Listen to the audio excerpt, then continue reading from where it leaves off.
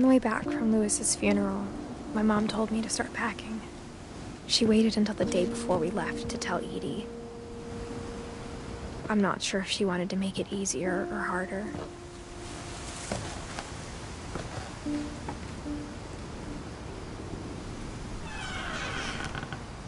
I wish we'd stayed. But I understand why we left.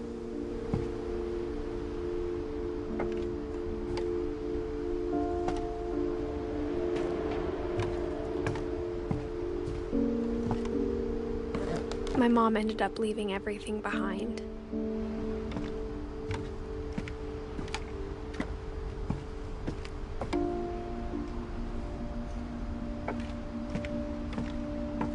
What happened that night had been coming for a long time.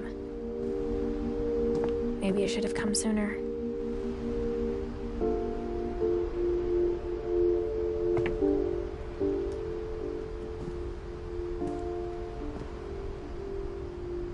But it had to end one way or another.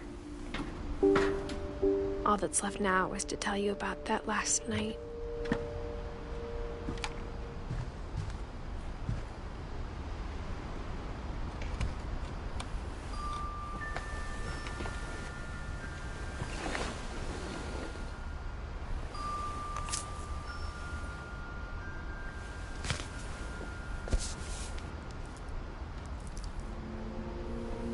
That whole last day, Edie just watched us pack and didn't say a word.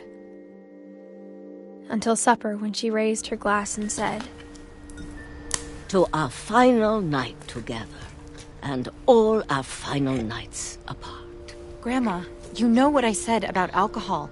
Some of your medications are very Edith, specific. I left a present for you in the hallway. Why don't you go open it? The grown-ups have to argue now. I'm sorry, you're right. We're all leaving tomorrow. Let's just enjoy our last... I'm not leaving. Edith, you're excused.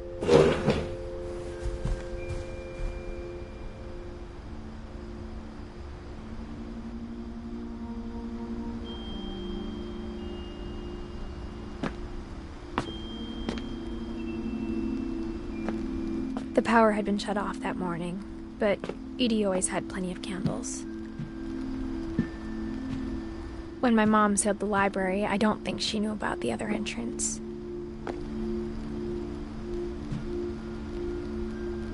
Or that Edie had a key to it.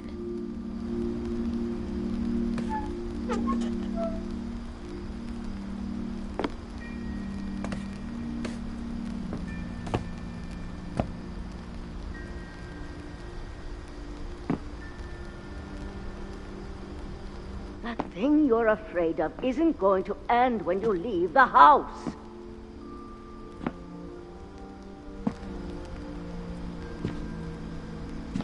Edith has a right to know these stories. My children are dead because of your stories. I think it's best if Edith and I leave tonight. We'll have the nursing home send a van for you in the morning. Okay? Dear Edith, there's so many stories I wish I could tell you, but there's only time for one. This is about what happened on the night you were born. That night, the tide went way, way out. It was the first and last time I ever saw the old house aground. There'd been an earthquake out in the middle of the ocean. They called it the lowest tide in 1,000 years. God, it smelled awful. You know, I've seen that house every day of my life.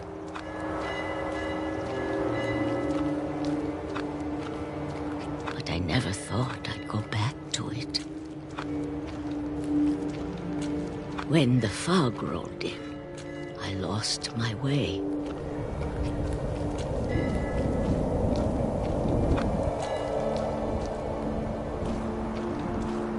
I got turned around.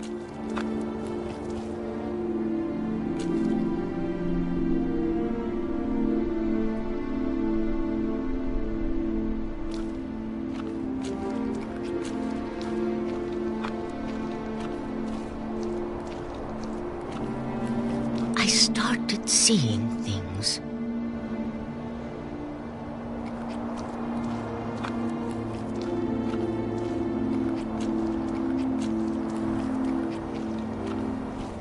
Things I'd forgotten had ever existed.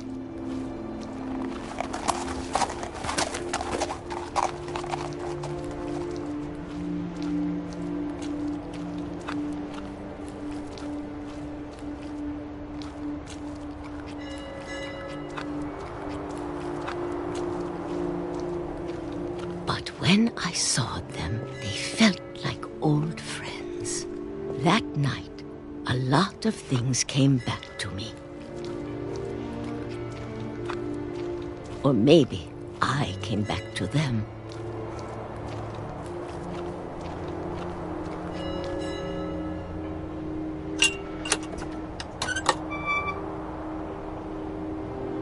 Things I can't explain, but that I need you to try and... Edith, what are you doing in here? It's mine. Edith! Mom, you're gonna rip it! Let go! I kicked and screamed, but Mom dragged me to the car.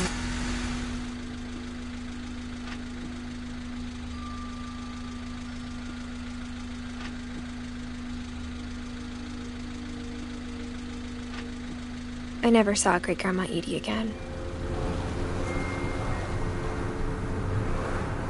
The next morning, the van came to pick her up, but she was already gone.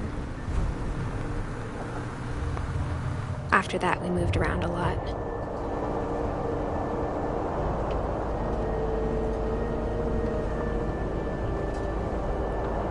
We both tried to make the best of it.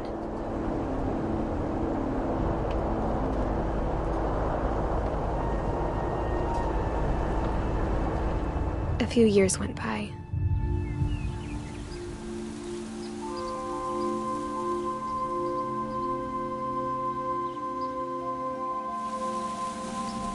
My mom didn't like to talk about it, but she started getting sick a lot.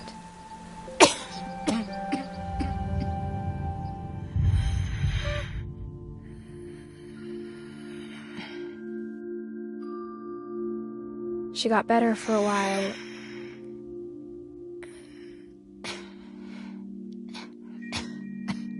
And then she didn't.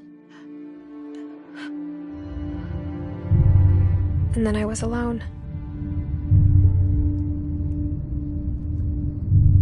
The last Finch left alive.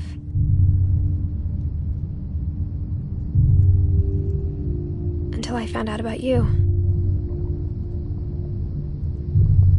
I'm still not sure what to tell you about all this. If we lived forever, maybe we'd have time to understand things. But as it is, I think the best we can do is try to open our eyes. And appreciate how strange and brief all of this is.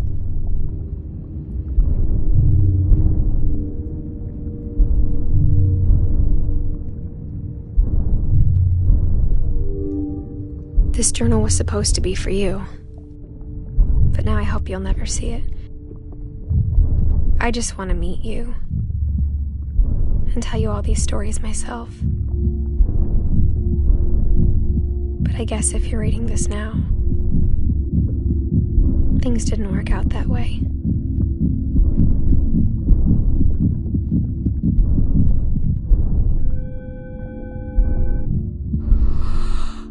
This is where your story begins.